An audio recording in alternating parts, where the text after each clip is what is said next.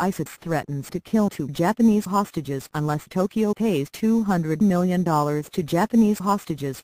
One demand from ISIS: hand over $200 million, or else.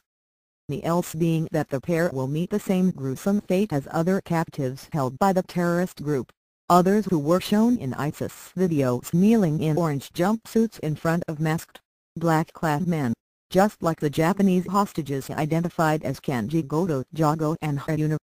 Yukawa, shortly before being beheaded. In the latest video, a masked man gives the Japanese government a choice to pay $200 million, the same amount of money Prime Minister Shinzo Abe recently pledged for those contending with ISIS, to free the Japanese men.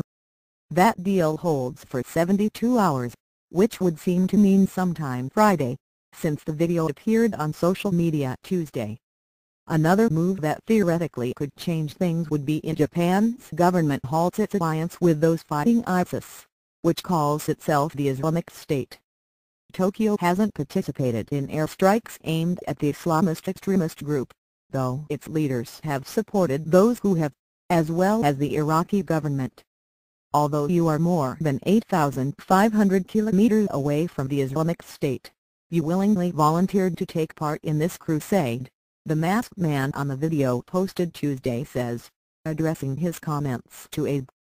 But Abe, who is visiting the Middle East, didn't seem about to bargain Tuesday. He stood by a pledge, made in a speech at the weekend in Cairo, for funding to help build human capacities, infrastructure and so on for those affected by ISIS' armed campaign. The pledge aid is very important to the refugees in the and has nothing to do with the Islamic communities or the radical militants, the Prime Minister said. We will contribute to the region's peace and stability, in cooperation with the global community. As to the ISIS threat against 2 of his nation's citizens, Abe called it unacceptable. I feel angry about it, he said. I strongly urge them to immediately release the hostages without harming them,